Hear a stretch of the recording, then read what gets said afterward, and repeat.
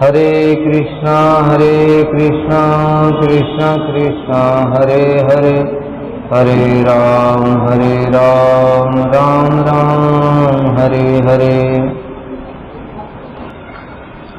श्री चैतन्य महाप्रभु के पार्षद श्री वक्रेश्वर पंडित, उनके स्वरूप के विषय में श्री गौरगणोद्देश दीपिका में श्री कवि कर्णपुर ने बताया, व्यूह सूर्यो अनिरुद्धो यह स वक्रेश्वर पंडितः कृष्णावेशज नित्येन प्रभो सुखम अजीजनत। जो चतुर्व्यूह होता है, चतुर्व्यूह में कौन कौन होते हैं? वासुदेव, संकर्षण, प्रद्युम्न और अनिरुद्ध।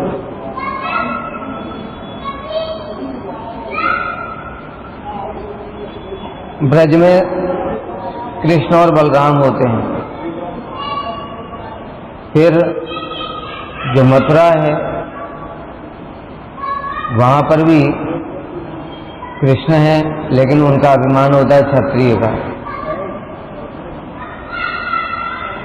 और द्वारका में प्रथम चतुर्व्यूह होता है, कृष्ण ही वासुदेव है वहां पर, बलराम ही संकर्षण है और प्रद्युम्न और अनिरुद्ध। इन चारों को मिलाकर के कहते हैं चतुर्व्यूह। जो द्वारका का व्यू है ये प्रथम चतुर्व्यूह है। और यहां पर जो संकर्षण होते हैं इनको कहते हैं मूल संकर्षण। उसके बाद में द्वारका के बाद एक्सपेंशन होता है अयोध्या में। जो वासुदेव है वही राम है, जो संकर्षण है वो लक्ष्मण है, और जो प्रद्युम्न है वो भरत है, और अनिरुद्ध ही शत्रुघ्न है। इस प्रकार से यही चतुर्व्यूह अयोध्या में इस प्रकार से रहते हैं। फिर अयोध्या के नीचे होता है परव्योम, अनंत वैकुंठ है वो। अनंत वैकुंठ मतलब चित्त जगत में जितने भी अवतार होते हैं उन सब अवतारों का अपना अपना एक वैकुंठ है। जैसे नरसिंह, वामन, कूर्म, वराह, जितने भी अवतार हम लोग सुनते हैं उन सब अवतारों का वहां पर अपना अपना वैकुंठ है। उसमें वो अपने परिकरों के साथ में विराजमान है, इसको कहते हैं परव्यूह। तो वो जो द्वारका का जो चतुर्व्यूह है उसका विस्तार होता है परव्यूह में, और वो जो वासुदेव हैं वही यहाँ पर भी वासुदेव, संकर्षण, प्रद्युम्न और अनिरुद्ध, वो उनके अंश हैं। द्वारका वाले चतुर्व्यूह का ये अंश है, विस्तार। यहां पर जो संकर्षण होते हैं इनको कहते हैं महासंकर्षण। इस प्रकार से जो चतुर्व्यूह है द्वारका का, ये मूल चतुर्व्यूह है, उसको मूल चतुर्व्यूह कहते हैं। उसमें से अनिरुद्ध ही श्री वक्रेश्वर पंडित जी के रूप में आविर्भूत हुए। और दूसरा कह रहे हैं श्री राधिका जी की प्रिय सखी शशि रेखा, वह भी वक्रेश्वर पंडित के अंदर में प्रविष्ट है।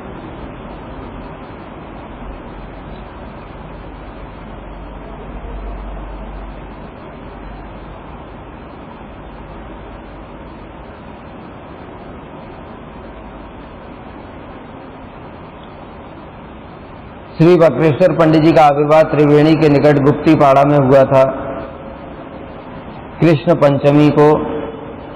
आज जो है कृष्ण पंचमी तिथि में वक्रेश्वर पंडित जी ने ऐसी अलौकिक शक्ति प्रकाशित की थी कि उन्होंने 24 प्रहर तक एक ही भाव में नृत्य कीर्तन किया। एक दिन में 8 प्रहर होते हैं, 8 प्रहर मतलब 24 घंटे, और 24 प्रहर मतलब 72 घंटे, और 72 घंटे एक ही भाव में नृत्य कीर्तन किया। तो समझ लो हम लोग 1 घंटा कीर्तन कर लेते हैं आरती के टाइम में, तो हमारी क्या स्थिति हो जाती है। और उन्होंने 72 घंटे तक बिना रुके कीर्तन नृत्य किया था। श्री कृष्णदास कविराज गोस्वामी ने चैतन्य चरितामृत की आदि लीला में बताया है, वक्रेश्वर पंडित प्रभुर बड़ा प्रिय भृत्य, एक भावे 26 प्रहर जार नित्य। प्रभु के अत्यंत प्रिय पार्षद हैं, एक ही भाव में 24 प्रहर तक उन्होंने नृत्य किया। आपने महाप्रभु गाहेन जार नृत्य काले, प्रभु चरण धरी वक्रेश्वर बने। श्री चैतन्य महाप्रभु जब नृत्य करते थे तो बाकी सब लोग भक्त कीर्तन करते थे और महाप्रभु का नृत्य का दर्शन करते थे। अद्भुत नृत्य, महाप्रभु के नृत्य करते समय अद्भुत अद्भुत भाव प्रकट होते थे, जैसा कि हम लोगों ने रथ यात्रा के प्रसंग में भी सुना था।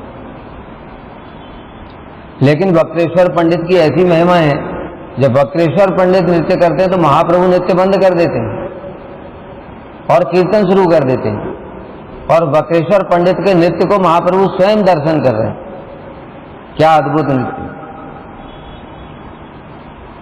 आपने महाप्रभु गाहेन जार नृत्य काले, महाप्रभु जिनके नृत्य के समय स्वयं गान करना शुरू कर देते हैं। प्रभु के चरणों को पकड़ करके वक्रेश्वर पंडित ने कहा, 10 सहस्र गंधर्व मोरे देह चंद्रमुख, तारा गाए मुई नाची तबे मोर सुख। क्या आवेश है कृष्ण का साक्षात, क्योंकि ऐसा नृत्य कौन कर सकता है भला? अनिरुद्ध कौन है? कृष्ण के ही प्रकाश है। इसलिए कह रहे हैं 10,000 गंधर्व, हे प्रभु आप मुझे 10,000 गंधर्व दे दो। वो 10,000 गंधर्व एक साथ गान करेंगे और मैं नृत्य करूंगा, तब मुझे आनंद होगा। क्या अद्भुत नृत्य है! प्रभु बलेन तुम्ही मोर पक्ष एक शाखा, आकाशे उड़िया जांग पंग आर पाखा। प्रभु ने बोला कि तुम तो मेरे एक पंख के समान हो, अगर मुझे और एक ऐसा मिल जाए तो मैं तो आकाश में ही उड़ जाऊंगा। इस प्रकार से श्री चैतन्य महाप्रभु उनके लिए कह रहे हैं। श्रीवास आंगन में और श्री चंद्रशेखर भवन में भी महाप्रभु के संकीर्तन के समय श्री वक्रेश्वर पंडित नृत्य किया करते थे। महाप्रभु वक्रेश्वर पंडित को इतना अधिक प्रेम करते थे कि देवानंद पंडित उनकी परिचर्या द्वारा ही महाप्रभु की कृपा के पात्र हुए। देवानंद पंडित का बड़ा महत्वपूर्ण प्रसंग है। उनके नाम पर ही हमारे परम गुरुदेव ने मठ का नाम देवानंद गौड़ी मठ रखा, अपराध भंजन स्थान। उन्होंने एक अपराध किया था। क्या अपराध किया था? उन्होंने श्री चैतन्य महाप्रभु के पार्षद श्री श्रीवास पंडित जी, उनके चरणों में अपराध किया। एक समय श्री ये जो देवानंद पंडित हैं, इनके विषय में थोड़ा सा बताया है। देवानंद पंडित ने, ये यद्यपि स्मार्त ब्राह्मण थे, लेकिन फिर भी इनकी रुचि केवल भागवत में ही थी। केवल भागवत ही पाठ करते थे और महाज्ञानी जितेंद्रिय थे। लेकिन इतना होने पर भी महाप्रभु के प्रति इनमें विश्वास नहीं था। और एक समय भागवत पाठ कर रहे थे, उसी समय श्रीवास पंडित जी उधर से जा रहे थे। भागवत सुनते ही श्रीवास पंडित जी भीतर आ गए और बैठ करके भागवत सुनने लगे। जब भागवत सुन रहे थे, उसी समय कुछ प्रसंग सुन करके उनके शरीर में अष्ट सात्विक विकार प्रकट हुए और श्रीवास पंडित जी मूर्छित हो गए। उसी समय देवानंद पंडित के शिष्य वो कहने लगे कि अरे ये कहाँ से व्यक्ति आ गया, ये तो हमारे भागवत श्रवण में बाधा दे रहा है, इसलिए उनको उठा करके और घर के बाहर रख दिया जाए। श्रीवास पंडित जी को बाद में बाह्य ज्ञान हुआ, तब वो दुखी होकर के फिर घर चले गए। ये देवानंद पंडित देख रहे थे, किंतु देखने पर भी इन्होंने अपने शिष्यों को रोका नहीं, इसलिए इनका अपराध हुआ। और उस अपराध के कारण ही एक बार श्री चैतन्य महाप्रभु जा रहे थे, ये भागवत पाठ कर रहे थे, तो महाप्रभु बड़ी तेजी से भागे और महाप्रभु कहने लगे आज मैं इसकी पोथी को फाड़ दूंगा। तब भक्तों ने जैसे तैसे करके प्रभु को रोका था और प्रभु ने तब बोला ये देवानंद क्या जानता है भागवत, ये कुछ भी नहीं जानता है, उल्टा ये तो भक्त भागवत के चरणों में अपराधी है। लेकिन इन्होंने एक समय वक्रेश्वर पंडित जी की सेवा करी थी। एक समय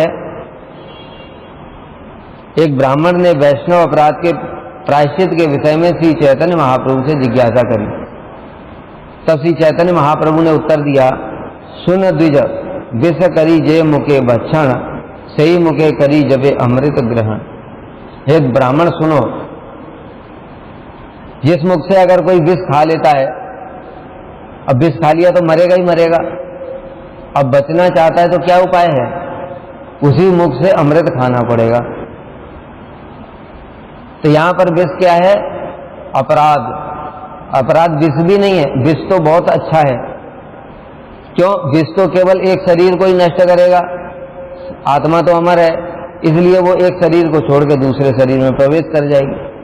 लेकिन अपराध ऐसी वस्तु है जो करोड़ों जन्म तक नरक में सड़ना पड़ेगा, भक्ति भी नष्ट हो जाएगी। विष से भक्ति नष्ट नहीं होती है, लेकिन अपराध से भक्ति भी नष्ट हो जाती है, भगवान भी रुष्ट हो जाते हैं, इसलिए महाभयंकर है अपराध। और अमृत क्या है, भक्तों की सेवा, यही अमृत है। इसलिए जिसने अपराध किया उसको भक्तों की सेवा करनी पड़ेगी। विष है जीर्ण देह हयत अमर, अमृत प्रभावे एवे शून्य से उत्तर। जिस मुख से विष ग्रहण किया था उसी से अगर अमृत ग्रहण कर लेगा तो उसके प्रभाव से क्या होगा, विष का प्रभाव खत्म हो जाएगा, शरीर अमर हो जाएगा। ऐसा अमृत का प्रभाव है। ना जानिया तुम्ही जत करीला निंदन, से केवल विष तुम्ही करीला भोजन। तुमने न जानते हुए भी कि ये विष के समान है, वैष्णवों की जो निंदा की है वो विष के समान है। ना जानिया तुम्ही जत करीला निंदन, बिना जाने तुमने जो निंदा करी वो तुमने विष भोजन किया है ना। वैष्णवों की निंदा करना ये भी अपराध है। हंते निंदन्ति वैद्वेष्टि, वैष्णवान न अभिनंदति, क्रुद्धते याति नो हर्षम दर्शने पतनान सच। ये 6 प्रकार से अपराध होता है। हंति, वैष्णवों की हिंसा करना, तन मन वचन। निंदन्ति, उनकी निंदा करना। निंदा के विषय में श्रील विश्वनाथ चक्रवर्ती ठाकुर ने माधुर्य कादम्बरी में बड़ा अच्छा बताया। हम लोग क्या सोचते हैं कि निंदा का मतलब होता है किसी को अकारण ही कुछ बोलना, इसको ही निंदा नहीं कहते। उसमें बताया सत्य हो अथवा झूठ, दोष कीर्तन को ही निंदा कहते। अगर सत्य बात भी है तो भी वो निंदा ही मानी जाएगी। जैसे मान लो कोई वैष्णव है, उसने 100 रुपया चोरी कर लिया और हम सारी दुनिया में गाते फिर रहे हैं, जानते हो उसने 100 रुपया चोरी किया। फिर कोई और मिला रस्ते, जानते हो उसने 100 रुपया चोरी किया। फिर जो भी मिलता है उसको ये जानते हो उसने 100 रुपया चोरी किया। ये निंदा है, ये अपराध है। बड़ा सुंदर बात बताया उसने। तो फिर कहते हैं कि अगर हम किसी का दोष देखते हैं, अगर हम किसी को बताएंगे नहीं तो वो शुद्ध कैसे होगा, उसकी भूल में सुधार कैसे होगा अगर बताएंगे नहीं तो। मान लो हमने किसी वैष्णव को 100 रुपया चुराते हुए देखा, अगर हम नहीं बताएंगे तो फिर तो वो चोरी करता रहेगा। तो वहां पर भी बड़ा अच्छा बात बताया उन्होंने कि देखो, जो व्यक्ति उसकी भूल को सुधार सकता है उसको ही बताना है। मान लो कोई व्यक्ति है, कोई ब्रह्मचारी है, उसने 100 रुपया चुराया, अब उसको सबको, सारी दुनिया को नहीं बताना है। सारी दुनिया को बताना ये तो अपराध हो जाएगा। उसके गुरुजी को बताओ जाकर के, गुरुजी को बताओ जाकर के, गुरुजी इसने ऐसा किया, अगर ये ऐसा करेगा तो इसका भक्ति नष्ट हो जाएगी, ठाकुर जी का पैसा है, कुत्ता बनना पड़ेगा। तो गुरुजी उसको शोधन करेंगे। या श्रेष्ठ वैष्णव जो उसको शोधन कर सकते हैं, सबको बताने से अपराध होता है। समझ में आ गया कैसे करना है? जो जितना पालन करेगा वो उतना बच जाएगा अपराध से, उसकी भक्ति उतनी बढ़ेगी। और जो इन बातों को नहीं मानेगा, अपना करता रहेगा सारी दुनिया में ब्रॉडकास्टिंग, फेसबुक पे, यूट्यूब पे दे देगा, तो उसको क्या होगा? किसी का दोस्त को, बहुत सारे लोग आजकल क्या है, तो पूरा व्हाट्सएप पे पूरा ग्रुप में डाल दिया शेयर, ये अपराध होता है। इसलिए अपराधों से बचना है तो केवल उस व्यक्ति को बताओ जो उसको शोधन कर सकता है। अगर ऐसा कोई व्यक्ति नहीं दिखाई देता है तो चुपचाप अपना भजन करो, ये सोच करके कि मैं इसको दोष देखने के लिए थोड़ी आया मठ में, मैं तो अपना भजन करने के लिए आया, इसलिए कोई क्या कर रहा है मुझे इससे क्या लेना देना, ऐसे करना पड़ेगा। तो जानिया ना जानिया तुम्ही जब करीला निंदन हंतु निंदन थी वह द्वेष्टि, वैष्णवों से द्वेष करना, वैष्णवा न अभिनंदती, वैष्णवों का सम्मान नहीं करना। वो कहीं से आ रहे हैं, उनसे देखते हुए भी अनदेखा कर देना, आप दूसरी तरफ से चले गए घूम करके।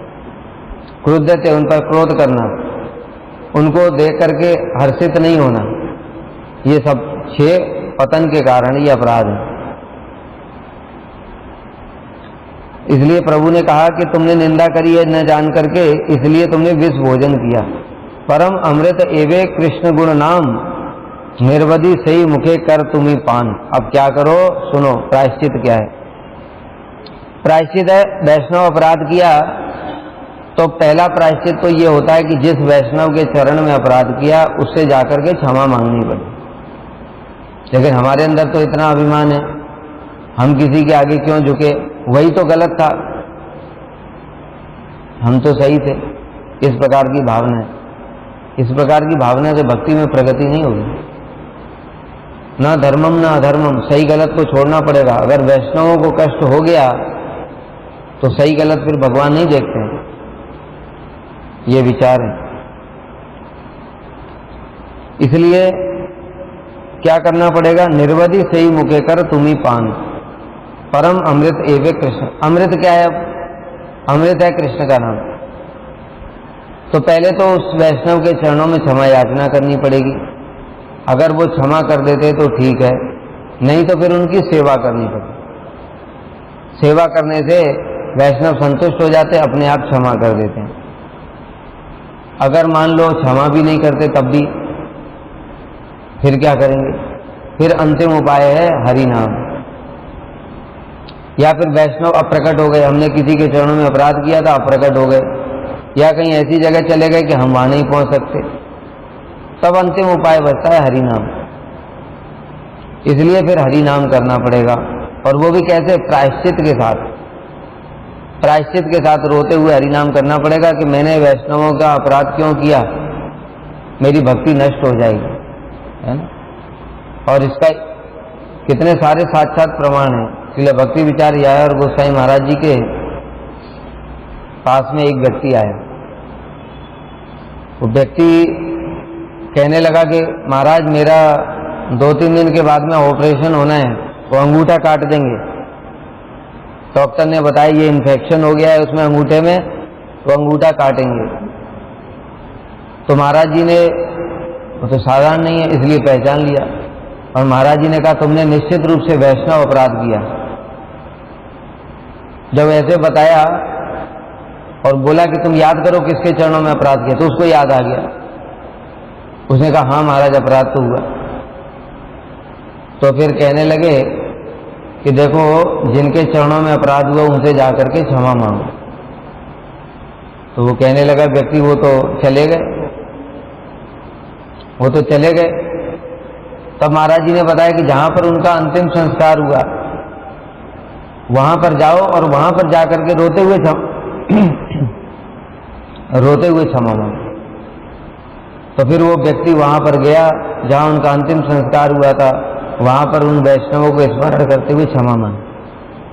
और फिर उसके बाद में ऑपरेशन कराने के लिए डॉक्टर के पास में गया, जिस दिन ऑपरेशन की डेट बताई थी। ऑपरेशन से पहले डॉक्टर ने चेक किया और बोलकर देख करके आश्चर्यचकित हो गया। कहता है तुमने कौन सी दवाई खाई? कहते मैंने तो कोई दवाई नहीं खाई। कहते ऐसा कैसे हो सकता है, तुम्हारा अंगूठा तो अभी ठीक हो रहा है। पहले इसका ऑपरेशन करना ही पड़ता, इसको काटना ही पड़ता, लेकिन अभी काटने की जरूरत नहीं, अब तो दवा से ही ठीक हो जाएगा। तो साक्षात प्रमाण है ये बात कि वैष्णव अपराध के बाद में फिर कोई दवाई काम नहीं करती है, फिर तो एक ही दवाई है, वो क्षमा कर दें, यही दवा है। और अगर वो अप्रकट हो गए तो फिर रोते हुए हरि नाम करें। इसलिए महाप्रभु ये बात स्वयं कह रहे हैं। देखो श्रील विश्वनाथ चक्रवर्ती ठाकुर ने भी माधुर्य कादम्बनी में ये बताया है क्या कि अपराध तो है विष के समान, और अमृत क्या है? हरि नाम, भगवान का नाम, कृष्ण का नाम ही अमृत है। रोते हुए हरि नाम करो। और विशेष बात क्या है? केवल उनसे जाकर के क्षमा मांगी, प्रायश्चित नहीं किया, तो वो अपराध करने की वृत्ति भीतर में रहती है। इसलिए वो वृत्ति खत्म हो जाए उसके लिए प्रायश्चित बार बार करना चाहिए। मैंने अपराध क्यों किया? मैं क्यों लोगों की निंदा करता हूं? दूसरों की चुगली करने से मुझे क्या मिलता है? मैं क्या यहां पर इन लोगों का हिसाब किताब रखने के लिए आया? क्या मैं यमराज हूं? यमराज का काम है अकाउंट देखना सारा। मैं तो यहीं पर यहां पर यही देख रहा हूं, अपना भजन नहीं देखता। मैंने आज कितनी माला किया, मैंने आज कितना ग्रंथ पढ़ा, मैंने आज कथा कीर्तन कितना किया, वो नहीं देखता हूं मैं। सब समय इसने ये किया, उसने ये किया, उसने पूरा हिस्ट्री सारा रख करके अकाउंट मेंटेन कर रखा है। जैसे भगवान ने मुझको ही भेजा था अकाउंट मेंटेन करने के लिए। करते कि नहीं करते? इसलिए वृत्ति को बदलना पड़ेगा। जब वृत्ति बदलेगी कैसे? जब प्रायश्चित कर देंगे। किसी के चरणों में अपराध करने के बाद जब बार बार सोचेंगे मैंने क्यों किया, आगे से ऐसा नहीं करूंगा। लेकिन संस्कार बने हुए हैं ये अकाउंट मेंटेन करने वाले, क्योंकि हम संसार से आए हैं। संसार में यही होता है। हम तो संसार में हम भी तो रह करके आए। देखते थे मोहल्ले में क्या होता है, शाम के समय सब इकट्ठे हो जाएंगे, फिर उसके बाद में सारी जितनी न्यूज है, मोहल्ले की जितनी न्यूज है, वो सारी की सारी चर्चा होती है। इसका लड़का यहाँ पढ़ रहा है, इसका लड़के ने ये कर दिया, इसकी लड़की ने वो कर दिया, उसकी पत्नी ने ये कर दिया, उसके पति ने ये कर दिया, यही सब चलता है। उसी संसार से आए, वो वृत्ति वही बनी हुई है। और यहाँ आकर भी फिर हम ये ने, इसने ये, ब्रह्मचारी ने ये किया, वो महाराज ने ये किया, इसने ये किया, वो किया, और सारा अकाउंट मेंटेन रखते। इसलिए फिर महाप्रभु देखोगे, फिर ऐसे व्यक्ति जो ज्यादा हिस्ट्री रखते हैं सबकी, उनकी चित्तवृत्ति देखना कभी भजन में लगेगी नहीं, भक्ति में नहीं लगेगी, संभव ही नहीं है। शास्त्र की बात गलत हो जाएगी क्या? लेकिन जो केवल अपने भजन की ओर ध्यान देते हैं, उनकी चित्तवृत्ति देखना, सब समय आनंद में डूबे रहते हैं, प्रसन्न चित्त रहते हैं, कथा कीर्तन आरती सब में उनका मन लगता है। अपने आप देखना, खुद सब प्रैक्टिकल ये बातों को देखो, अनुभव करो, और अनुभव करने के बाद में अपनी इस प्रवृत्ति को छोड़ो। मैं नहीं कह रहा हूं, ये महाप्रभु कह रहे हैं। हाँ, लोगों को शिकायत हो जाती है कि भाई ऐसा कैसे बोल दिया। तो क्या कह रहे हैं महाप्रभु? परम अमृत एवे कृष्ण गुण नाम। कृष्ण का गुण और नाम वो परम अमृत है। भगवान की कथा करो, भगवान की लीला गान करो, भगवान का नाम करो। निर्वधि से ही मुखे कर तुम ही पान। निरंतर वही अमृत को पान करो। धीरे धीरे वो अमृत के प्रभाव से जो अंदर तुमने विष खाया था, अपराध रूपी विष, वो नष्ट हो जाएगा। जे मुखे करीला तुम्ही वैष्णव निंदन, सही मुखे कर तुम्ही वैष्णव वंदन। और महाप्रभु कह रहे हैं, देखो तुमने जिस मुख से अभी बताया था ना, अपराध क्या है? निंदा, वो विष के समान है। अब अमृत क्या है? भगवान का गुणगान और भक्तों का गुणगान। जिस मुख से तुमने वैष्णवों की निंदा करी थी, उसी मुख से अब तुम क्या करो? उनकी महिमा को गान करो। ये तो हमसे होगा नहीं, क्योंकि हमारा मान सम्मान हमको बड़ा प्रिय है। हम कैसे झुक सकते हैं? भाई झुको मत। लेकिन हमने देखा बड़े से बड़े जो महारथी थे ना, जो बहुत पुराने 40-50 साल पुराने, वो भी इस कारण से डूबे हुए हैं। बिल्कुल उनकी चित्तवृत्ति बिल्कुल बदल गई है। भक्ति में उनका मन नहीं लगता है। सब समय हिसाब किताब ही रखते रहते हैं, इस मठ में क्या चल रहा है, उस मठ में क्या चल रहा है, किसने क्या कर दिया, यह बस इसी में लगे रहते हैं। कारण क्या? यही सब है, निंदा पर चर्चा, निंदा पर चर्चा। इसलिए अपने प्राण बचाना चाहते हो तो इसको छोड़ो और भजन में भगवान के गुण कीर्तन, वैष्णवों का गुण कीर्तन, इसमें मन लगाओ। अब महाप्रभु की भी बात नहीं मानोगे और महाप्रभु का भजन कर रहे हो, महाप्रभु के धाम में रहते हो, तो क्या होगा फिर? कुछ भी नहीं होगा। महाप्रभु कैसे कृपा करेंगे? वो जो बात बोलते हैं उसको तो हम सुनते नहीं है। जब उनकी बात ही को नहीं सुनेंगे तो फिर हम कहेंगे हम तो महाप्रभु के भक्त हैं, महाप्रभु के गौड़ी हैं। हम काहे के गौड़ी हो? गौर आमार बल्ले ना चले। गौर हमारे हैं, गौर हमारे हैं बोलने से कुछ नहीं होगा। गौर आचार, गौर विचार। महाप्रभु ने जो आचरण करके दिखाया और जो उन्होंने विचार दिए हैं उसको पालन करना पड़ेगा, तब गौर तुम्हारे होंगे। खाली मुख से बोलने से कुछ नहीं होगा। इसलिए ऐसे भक्तों का संग करो जो पर चर्चा, पर निंदा नहीं करते, चुगली इत्यादि कुछ नहीं करते, जो खुद भक्ति में डूबे हुए हैं, तुमको भी भक्ति में लगा देंगे। और जो ऐसा करते हैं उनके साथ तो दूर से प्रणाम करो। उनको लौकिक व्यवहार फिर भी करना है, उनकी भी निंदा नहीं करनी। उनको दूर से प्रणाम करो कि भाई इसके साथ रहेंगे तो ये अभी शुरू कर देगा हिस्ट्री, अभी न्यूज चैनल चालू हो जाएगा, इसलिए उनको दूर से प्रणाम करो। तो महाप्रभु कह रहे हैं जे मुखे करीला तुम्ही वैष्णव निंदन, जिस मुख से तुमने वैष्णव निंदा करी थी उसी से उनकी स्तुति गान करो, महिमा गान करो। सभा हईते भक्तेर महिमा बढ़ाइया, संगीत कवित्व विप्र कर तुम्ही किया। क्या कह रहे हैं? सबसे बड़ी चीज है भक्तों की महिमा गान करना। हम लोगों के भक्ति में बल क्या है? श्री रघुनाथ दास गोस्वामी क्या कह रहे हैं? प्रतिष्ठासा दिष्टा स्वपच रमणी में हृदय नटेत, कथम साधु प्रेमा स्पृशति सुचरे तन्नन मन, सदा तुम सेवस्य प्रभुदयित सामंतम अतुलम, यथा ताम निष्काश त्वरित में तम वेशयति। प्रतिष्ठासा धिष्ठा चांडालिनी स्वपच रमणी, चांडालिनी प्रतिष्ठासा हमारे भीतर में कीर्तन कर रही है, नृत्य कर रही है। कथम साधु प्रेमा स्पृशति, जब तक वो चांडालिनी बैठी है तब तक साधु से प्रेम कैसे हो सकता है? चांडालिनी और साधु तो एक साथ नहीं रह सकते, इसलिए वो चांडालिनी बैठी है तो साधु नहीं बैठेगा, तो साधु से प्रेम नहीं होगा। तो फिर क्या करें? फिर इस चांडालिनी को निकालें कैसे? तो कह रहे सदा तुम सेवस्य प्रभु दयित सामंतम अतुलम। एक ही काम करो, सब समय प्रभु के जो अतुलित सामंत, महाबलशाली जो सामंत है महाप्रभु के, उनकी सेवा करो।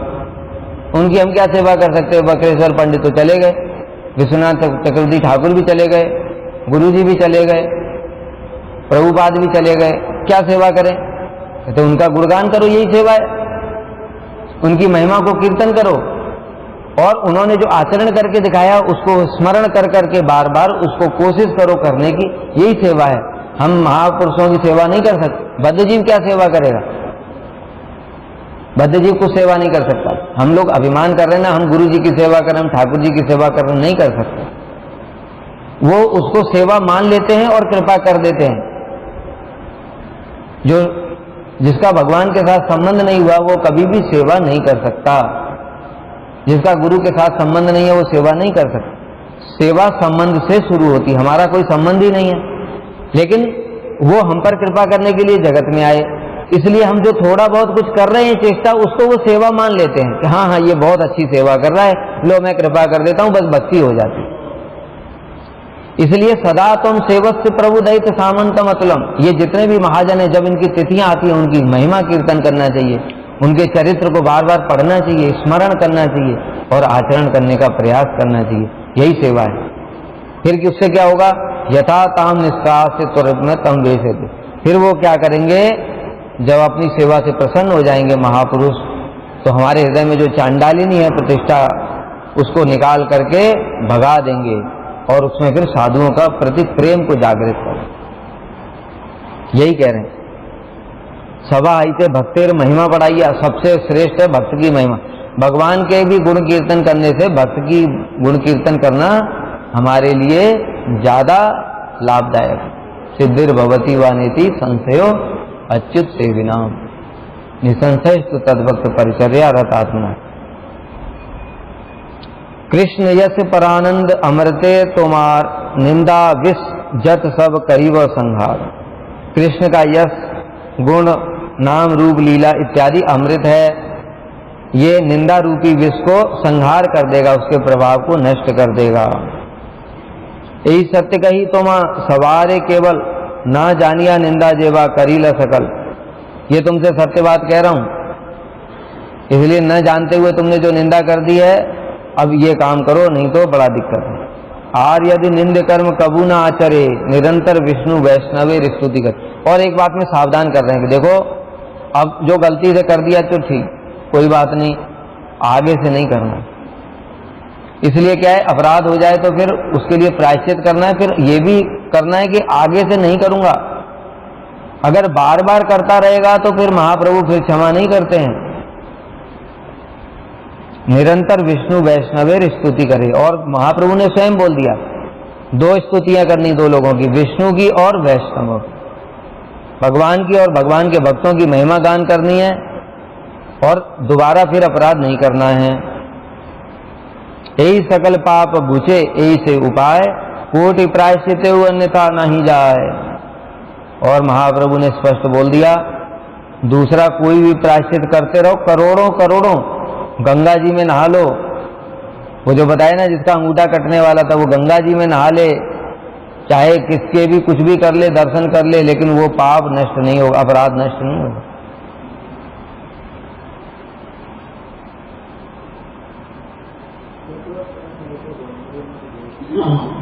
अपराधी व्यक्ति जिस मुख से वैष्णव निंदा करता है, प्रायश्चित करके यदि उसी मुख से अपना अपराध स्वीकार कर लेता है और वैष्णवों की वंदना करता है, तो उसका मंगल होता है। इसलिए अब ये देवानंद पंडित की बात चल रही थी हम लोग, नहीं तो तुम लोग भूल ही जाओगे तो अपराध की बात में कि क्या चल रहा था। बात चल रही थी देवानंद पंडित की। देवानंद पंडित ने अपराध किया, कैसा? महत अपराध। महत अपराध। महत अपराध का फल क्या है? आयु श्रियम यशो धर्मम लोकान आशीष एव च हंत श्रेयांश सर्वाणि पुंसो महद अतिक्रम। आयु, श्री, यश, धर्म और जितना भी आशीर्वाद इत्यादि वचन दिया है जो माता पिता गुरुजनों, सब एक सेकंड में नष्ट हो जाता है। हंत श्रेयांश सर्वाणी पुंसो महद अतिक्रम। इसलिए इसने महद अतिक्रम कर दिया। श्रीवास पंडित जी तो साधारण नहीं, नारद जी हैं, महाप्रभु की लीला के प्रधान पंचतत्व में एक हैं, जिनके घर में महाप्रभु संकीर्तन करते थे। वो उनको महाप्रभु के इतने प्रिय हैं, महाप्रभु स्वयं कहते हैं, श्रीवास चाहे एक बार के लिए लक्ष्मी देवी को भी भिक्षा करनी पड़े, तुम्हारे घर में कोई अभाव नहीं होगा, इतना प्रिय है। ऐसे भक्त के चरणों में अपराध से महाप्रभु कैसे सहन करेंगे? इसलिए इसका अपराध हो गया। तो फिर क्या किया इन्होंने? एक समय श्री वक्रेश्वर पंडित जी इधर आए थे, कुलिया।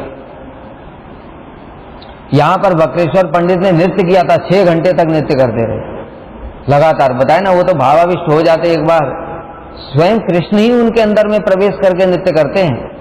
और वो बताए ना, अनिरुद्ध है, वो तो कृष्ण ही है। अनिरुद्ध कौन है? कृष्ण के ही तो प्रकाश है, चतुर्व्यूह है, कृष्ण तत्व है। तो इसलिए 6 घंटे तक लगातार नृत्य कर रहे थे। तो देवानंद पंडित ने उनको देखा तो देखा कि हाँ, ये तो साधारण नहीं है। इसलिए क्योंकि बाकी लोग, जब वो कोई भक्त आवेश में नृत्य कर रहा है तो बाकी लोग क्या करते हैं, आकर के कोई छू लेता है, कोई कुछ कर देता है, तो भंग हो जाता है, भाव भंग हो जाता है। इसलिए देवानंद पंडित ने अपने शिष्यों को बुलाया और सबके साथ में मिलकर के उनके चारों ओर ऐसे सर्कल बना दिया जिससे कोई भी उनको स्पर्श ना कर सके। इस प्रकार से श्री वक्रेश्वर पंडित की सेवा करी। उसी से श्री चैतन्य महाप्रभु संतुष्ट हो गए। इसीलिए भक्त लोग जब भाव में आविष्ट होते हैं तो उनको स्पर्श नहीं करना चाहिए। बहुत सारे लोग देखो, जो भक्त नहीं है वो तो अपने पैर छुआएगा, चरण धुलवाएगा, सबको बांटेगा, लो पियो। लेकिन जो भक्त है ना, वो नहीं देते। इतना आसान बात नहीं है उनके चरण छूना भी। वो मना करते सब समय, हमारे चरण मत छुओ। हमारे गुरुजी, उन्होंने पहले भक्तों को बोल रखा था कि देखो, जब मैं थोड़ा भाव में आविष्ट होता हूं तो फिर कोई स्पर्श नहीं करना शरीर। कारण क्या होता है, वो उस समय भाव में आविष्ट है, मतलब उस समय भगवान की लीलाओं में है, और हम तो अपने स्वार्थ के लिए कुछ भी कर सकते हैं।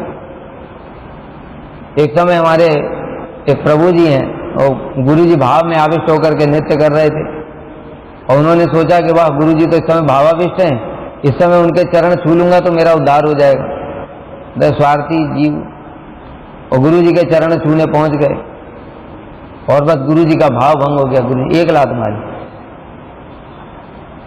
ऐसे ही एक बार गुरुजी बैठ करके आविष्ट होकर के हरि नाम कर रहे थे, हरि नाम कर रहे थे, एक माताजी ने जा करके पैर छू लिया, भाव भंग हो गया।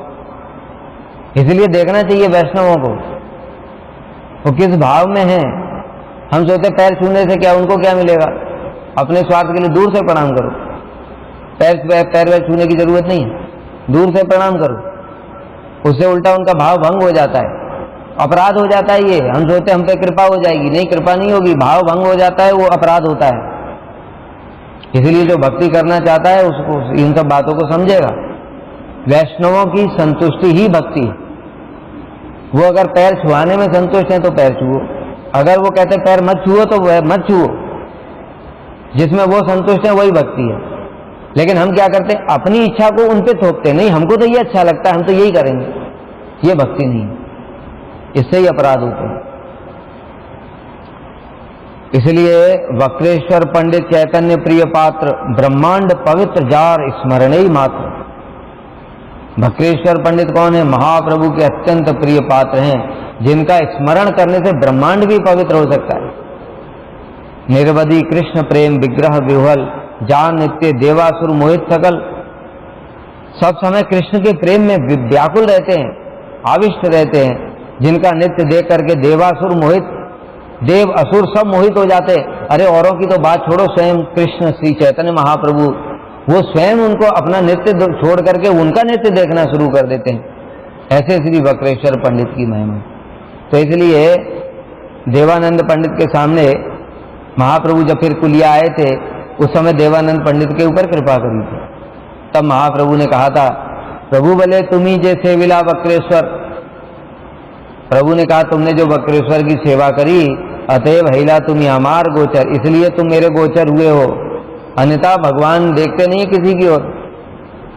दुर्योधन के सामने खड़े थे, लेकिन दुर्योधन न उनको देख पाया, न उन्होंने कभी दुर्योधन की ओर देखा, क्योंकि भगवान अगर उसके भी गोचर हो जाते तो उसका चित्त परिवर्तन हो जाता। इसलिए भगवान केवल भक्तों की ओर ही देखते हैं। वक्रेश्वर पंडित प्रभुर पूर्ण शक्ति, से ही कृष्ण पाए जे तहारे करे भक्ति। वक्रेश्वर पंडित भगवान की, महाप्रभु की पूर्ण शक्ति है। वो जो उनकी सेवा करता है निश्चित रूप से उसको भक्ति प्राप्त हो जाती है, कृष्ण प्राप्त हो जाते हैं। वक्रेश्वर हृदय कृष्णेर निज घर, कृष्ण नित्य करे नाचते वक्रेश्वर।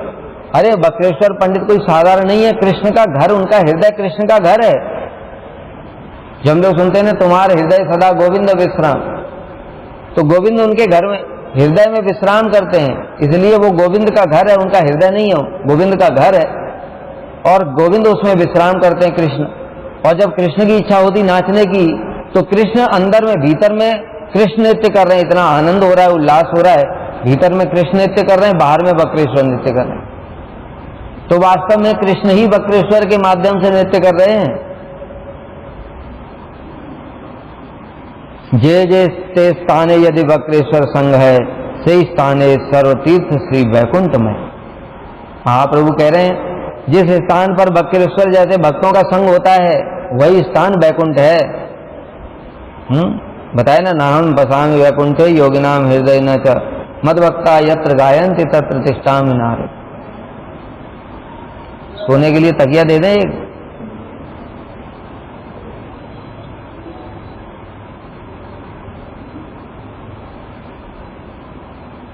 देवानंद पंडित को बोला महाप्रभु ने, देखो अपनी विद्वता का अभिमान छोड़ो, अपनी विद्वता का अभिमान करने वाला कभी भागवत के अर्थ को समझ नहीं सकता। इसीलिए तो वो भक्त भागवत और ग्रंथ भागवत, दो भागवत, वो ग्रंथ भागवत को पढ़ते हैं लेकिन भक्त भागवत क्या है उसकी महिमा जानते ही नहीं।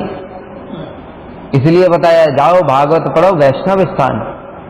अगर भागवत को समझना है ठीक ठीक तो वैष्णवों के पास जाकर के पढ़ना पड़ेगा, तब वो उसकी वास्तविक महिमा बताएंगे। अरे स्वयं महाप्रभु तो गदाधर पंडित जी के पास भागवत सुनने के लिए जाते थे, और आजकल लोग क्या है, अपने आप पढ़ करके भागवताचार्य बन गए, थोड़ा इधर से इकट्ठा कर लिया, हाँ ये अच्छी भागवत करता है, इसकी सुन लिया, उससे नोट्स बना लिया, ये अच्छी सुन, उससे नोट्स बना लिया, 10-15 जगह से इकट्ठा किया, 10-20 श्लोक लगा दिए उसमें, और बस बैठ गए व्यास आसन में, चकाचक भागवताचार्य हो गए।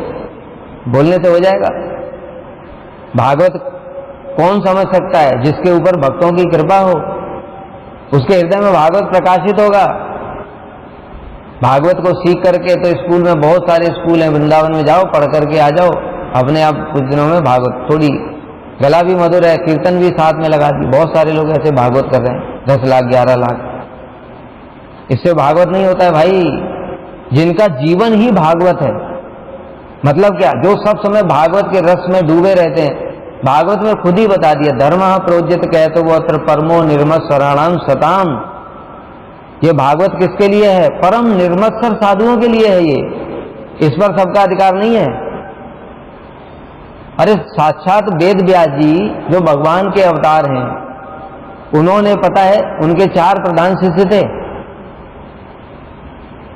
ऋग्वेद, सामवेद, यजुर्वेद और असुरवेद, जो 4 वेद उन्होंने लिखे। ऋग्वेद पढ़ाया पैल ऋषि को, सामवेद पढ़ाया जैमिनी ऋषि को, और उसके बाद क्या बचा? सामवेद के यजुर्वेद वैशंपायन और अथर्ववेद सुमंतक, ये 4 शिष्यों को 4 वेद पढ़ाए, किंतु उन्होंने भागवत किसी को नहीं पढ़ाया। विचार करने वाली बात है, जिनको वेद पढ़ाए क्या वो साधारण थे? और उनका एक और शिष्य था रोमहर्षण सूत, उसको पुराण पढ़ाया, लेकिन भागवत किसी को नहीं पढ़ाया। क्यों? व्यास जी स्वयं भगवान के अवतार हैं, वो जानते हैं परमो निर्मत्सराणाम सताम, ये ज्ञानी है, योगी है, लेकिन भक्त नहीं है। इसलिए भगवान से प्रार्थना की, प्रभु ये भागवत का प्रचार कैसे होगा? तब तो सुखदेव गोस्वामी जो राधा जी के सुख पक्षी हैं, वो इस जगत में आए, उनको भागवत पढ़ाया और किसी को नहीं पढ़ाया। और हम जैसे तैसे करके स्कूल कॉलेज में पढ़ा करके भागवत के स्कूलों में या इधर उधर से इकट्ठा करके पढ़ना, कथा बोलना सीखे तो भागवताचार्य हो गए। जगत की दृष्टि में हो सकते हैं, अपनी दृष्टि में अभिमान कर सकते हैं, लेकिन भगवान की दृष्टि में कोई मूल्य नहीं है। देवानंद पंडित को बोल रहे हैं भगवान, इसलिए तो वो समझ नहीं पाया, फिर अपराध करा, वैष्णव चरणों में अपराध किया। शरणागत के हृदय में ही भागवत का अर्थ प्रकाशित होता है। शरणागत होना पड़ेगा गुरु के प्रति। एकमात्र शुद्ध भक्ति भागवत का प्रतिपाद्य है। पता है ना, धर्म प्रोजित कहते परमो निर्मत्सराणाम सताम, इसमें एक धर्म का वर्णन है। वो धर्म कैसा है? परम निर्मत्सर साधुओं के लिए वो धर्म। ग्रंथ भागवत को भक्त भावगत से अभिन्न समझकर भागवत का पाठ करने से मंगल होता है। एक बार भक्ति सारंग गोस्वामी महाराज जी गए थे प्रचार करने के लिए। उस समय श्रील प्रभुपाद के समय में भागवत पत्रिका निकलती थी। वो भागवत पत्रिका में बीच बीच में ठाकुर भक्ति विनोद का, श्रील प्रभुपाद का चित्र जाता था। तो एक व्यक्ति के घर में पहुंचे तो वो कहता है कि आप लोग ये जो पत्रिका निकालते हो, इसमें तुम लोग साधारण मनुष्यों के फोटो क्यों देते हो? तो भक्ति सारंग गोस्वामी महाराज जी को बड़ा क्रोध आया। उन्होंने कहा, तू क्या भागवत जानता है तू? अरे जिनका ये फोटो दिया ये साधारण मनुष्य नहीं है, ये भक्त भागवत हैं, भगवान के परिकर हैं। ग्रंथ भागवत से भी भक्त भागवत की महिमा बहुत अधिक है। ग्रंथ भागवत कभी अपनी महिमा को खुद बोलते हैं क्या? उनकी महिमा को जगत में भक्त भागवत प्रकाशित करते हैं। ग्रंथ भागवत के चरणों में अपराध हो गया तो सेवा अपराध होगा, भक्त भागवत के चरणों में अपराध नाम अपराध, भगवान सीधे सीधे विनाश कर दें। इसलिए भक्त भागवत की महिमा बहुत अधिक है। इसलिए उन्होंने बताया कि ये श्रील प्रभुपाद, श्रील भक्ति विनोद ठाकुर, ये भक्त भागवत हैं, इनकी महिमा बहुत अधिक है, ये साधारण नहीं है। भागवत बुझी हेन जार आचे ज्ञान, सही न जाने भागवतेर प्रमाण। जो ऐसा समझता है कि मैं भागवत जानता हूं, वह भागवत के यथार्थ ज्ञान को नहीं जानता। अज्ञ है भागवते जे लय शरण, भागवत अर्थ तार है दर्शन। जो अज्ञ, मैं मूर्ख हूं, मैं कुछ नहीं जान सकता, इस प्रकार से जो हो करके और शरणागत हो जाता है, भागवत की शरण लेता है, भागवत के अर्थ का उसको ही दर्शन होता है। यथार्थ भागवत क्या है, उसका अर्थ क्या है। श्लोक का मीनिंग देखो, संस्कृत पढ़ करके भागवताचार्य बन जाते हैं। श्लोक के तो बहुत सारे, जैसे धर्म प्रोजित कैतवोत्र, ये इसमें प्रोजित में प्र प्लस उज्जित, प्र में ये उपसर्ग है, उज्जित शब्द है, प्रकृष्ट रूपेण उज्जित इति प्रोजित, ऐसे करके वो संस्कृत की व्याख्या करता रहेगा। और उसके अंदर में जो सार वस्तु है भक्ति, उसको उस तक तो वो स्पर्श ही नहीं कर सकता।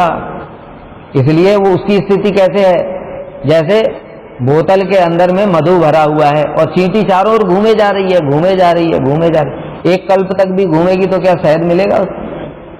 ऐसी स्थिति। इसलिए जो भक्त भागवत की शरण लेता है तो फिर क्या है, वो उसकी ढक्कन खोल देते हैं, अब चींटी अंदर जा सकती। जब तक ढक्कन नहीं खुलेगा, और वो ढक्कन सब किसी के पास नहीं है ना। महाप्रभु ने प्रेम चाबी किसको दिया? रूप गोस्वामी, ठीक है। तम ब्रज प्रेम महानिधि कौन कपाट उघार, चाबी रूप गोस्वामी को दिया, यानी भक्तों को दे रखी है चाबी। वो चाबी के बिना ताला नहीं खुलेगा। इसलिए भागवत का शरण लेना पड़े। प्रेममय भागवत श्री कृष्णेर अंग तहाते कहे न जत गोप्य कृष्ण रंग। प्रेममय जो श्रीमद् भागवत है वो भगवान के 12 अंग है। पादव यदियो प्रथमा द्वितीय। वेद शास्त्र पुराण कहिया वेद व्यास तथापि चित्तेर नाही पाए। अब बड़ी विशेष बात कह रहे हैं गुरु जी। इस बात को बार बार बोलते थे, कितने कथाओं में हमने गुरु जी के सुनाई है बात। गुरु जी कहते थे, देखो वेद व्यास जी बैठे हुए थे सरस्वती नदी के किनारे, खिन्न मन से बैठे हुए हैं। उनके मन को संतोष नहीं होता, मन में सोच रहे हैं, अरे मैंने इतना काम किया, 4 वेद लिखे, 18 पुराण, 18 उपपुराण, महाभारत, उपनिषद 1100, इतना सब करने के बाद भी मेरा मन संतुष्ट क्यों नहीं? उसी समय वहां पर नारद जी आए। नारद जी को प्रणाम किया, आसन दिया और उनसे अपने मन की बात बोली कि गुरुदेव मेरे मन संतुष्ट क्यों नहीं होता है, प्रसन्न क्यों नहीं है? तो नारद जी बोले, बड़ा सुंदर बात बताई, लोगों की स्वाभाविक प्रवृत्ति है भोग में, और तुमने ग्रंथ में ये सब लिख करके और स्टाम्प लगा दिया कि जो तुम भोग कर रहे हो वो गलत नहीं है, ऐसा कर्म करो, ये पुण्य करो, इससे ये भोग मिलेगा, ये पुण्य करो, इससे ये मिल जाएगा। तुमने और उनको स्टाम्प और लगा दिया कि हाँ ठीक है। इसलिए तुम्हारे मन को शांति कैसे मिलेगी? तुमने भगवान की महिमाओं का तो कहीं कीर्तन नहीं किया, उनकी शुद्ध भक्ति का कहीं वर्णन नहीं किया, बीच बीच में किया, लेकिन बीच बीच में भोग भी डाल दिए। इसलिए तुम्हारे मन को शांति नहीं मिलती। तुम्हारी प्रकृति दिव्य है, तुम साधारण नहीं हो। इसलिए तुम ध्यान में भगवान की लीलाओं के दर्शन करो और उनका वर्णन करो। तब वेद व्यास जी ने फिर समाधि में भगवान की लीलाओं के दर्शन किए और उनका वर्णन किया, तब जाकर के उनके चित्त को प्रसन्नता हुई। कहने का मतलब क्या है कि जिन्होंने 4 वेद लिखे, 18 पुराण उपनिषद सब लिखे, उनके मन को ही जब शांति नहीं मिली तो पढ़ने वालों के मन को शांति कैसे मिलेगी? इसलिए बहुत से लोग कहते हैं कि अरे आप लोग क्या कहते हो, स्कंद पुराण में तो ऐसा लिखा है, महाभारत में तो ऐसा लिखा है। अरे महाभारत लिखने वाले को भी मन को शांति नहीं मिली, तुम उसको पढ़ करके हमसे आर्गुमेंट करते हो। हम भागवत की बात बोल रहे हैं, उसको सुनते नहीं हो। इसलिए भागवत पढ़कर ही शांति मिलेगी, कुछ भी कर लो। ये मैं नहीं कह रहा हूं, ये भी महाप्रभु ही कह रहे हैं। देखो, वेद शास्त्र पुराण कहिया वेद व्यास तथापि चित्तेर नाहे पायन प्रकाश। चित्त शांत नहीं हुआ तो गुरु जी बार बार ये बात बोलते थे। इसलिए भागवत यही एकमात्र किंबा परेर ईश्वर, इस ग्रंथ के अतिरिक्त किसी अन्य शास्त्र की आवश्यकता ही क्या है? जखने श्री भागवत जीवाय स्फुरिल तत्क्षणे चित्तवृत्ति प्रसन्न हईला। जब हृदय भागवत प्रकाशित हुआ तब चित्त प्रसन्न हो गया व्यास जी का। इस प्रकार से श्री बक्रेश्वर पंडित की महिमा है। जब बक्रेश्वर पंडित जी पुरुषोत्तम धाम में थे तब टोटा गोपीनाथ में महाप्रभु अद्वैताचार्य और अन्य अन्य पार्षदों के साथ वो भी गदाधर पंडित से भागवत सुनने जाते थे। क्यों? गदाधर पंडित स्वयं राधा जी हैं। ग्रंथ भागवत भक्त भागवत से ही श्रवणी है। अवैष्णव मुकोदगीनम उत्तम हरि कथामृतम श्रवणम नैव कर्तव्यम। गोपाल गुरु बक्रेश्वर पंडित जी के शिष्य थे। गोपाल गुरु का पहला नाम था मकरध्वज पंडित और इनके पिताजी का नाम था मुरारी। गोपाल गुरु जब ये बालक थे उस समय एक कोई व्यक्ति था, वो अपनी जीवा को ऐसे पकड़ करके जा रहा था। तो किसी ने पूछा, भाई तुम अपनी जीवा को इस प्रकार से क्यों पकड़ के बैठे हो? तो कह रहा है मैं शौच करने के लिए जा रहा हूं और इतने अपवित्र स्थान में मेरी जीवा तो रुकती नहीं है, इतने अपवित्र स्थान में मैं भगवान का इतना पवित्र नाम कैसे लूंगा? उस समय गोपाल गुरु गोस्वामी बालक थे, वो वहां पर बैठे हुए थे। उन्होंने कहा, अरे ये कैसी बात बोल दी, अगर शौच करते हुए मृत्यु हो गई तो फिर क्या गति होगी? तो फिर क्या गति होगी? और शास्त्र में बताया, न देश नियमस्तस्मिन् न काल नियमस्तता न उच्चिष्टादो निषेधो अस्ति हरे नाम। भगवान का नाम के लिए देश काल पात्र शुद्धि अशुद्धि पवित्रता अपवित्रता कोई विचार ही नहीं है। ये बात जब महाप्रभु को पता चली तो महाप्रभु बड़े संतुष्ट हुए और महाप्रभु ने गोपाल को, जो बालक था, उसको बोल दिया, आज से ये गुरु है। तब से बालक का नाम हो गया गोपाल गुरु। अब अभिराम ठाकुर को ये बात पता चली। अभिराम ठाकुर कौन है? महाशक्तिशाली सीधाम सका है, उनकी शक्ति की बात तो बहुत अधिक है। खैर मुख्य बात है, अगर वो जब प्रणाम करते थे, अगर वो विष्णु विग्रह या शालिग्राम नहीं हुआ या तो वो फट जाता था, उनके तेज के प्रभाव से वो फट जाता था। एक बार उन्होंने देवी के विग्रह को प्रणाम कर लिया तो फट गया। इसलिए विष्णु विग्रह और विष्णु और वैष्णवों के अतिरिक्त उनके तेज को कोई धारण नहीं कर सकता। जब महाप्रभु ने उनको बोल दिया गुरु, तो अभिराम ठाकुर ने कहा कि मैं खुद परीक्षा करूंगा ये गुरु है कि नहीं। तो सभी भक्तों में तो हाहाकार हो गया, कह रहे ये तो बालक है छोटा सा, और अभिराम ठाकुर की महिमा सभी जानते थे, इनका तेज तो कोई सहन नहीं कर सकता विष्णु और वैष्णवों के अतिरिक्त। तो सब चिंतित हो गए। महाप्रभु को ये बात पता चली तो महाप्रभु ने कहा चिंता मत करो, और उन्होंने, महाप्रभु ने अपनी गोद में उनको बिठा लिया। और जब अभिराम ठाकुर ने प्रणाम किया तो उनको कुछ भी नहीं हुआ। तब अभिराम ठाकुर ने कहा हाँ निश्चित ही ये गुरु है। तो जो वक्रेश्वर पंडित जी थे उनके शिष्य थे श्री गोपाल गुरु गोस्वामी।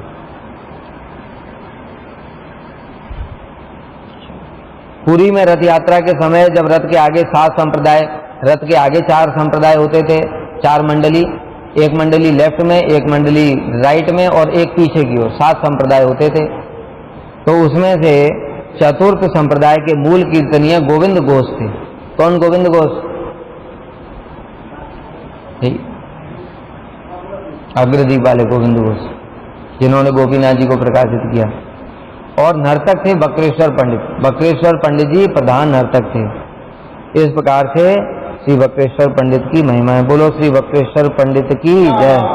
सपार्षद सचिनंदन गौर हरि की जय। सपार्षद श्रील प्रभुपाद की जय। श्रील गुरुदेव की जय। गौर प्रेमानंदे हरि हरि।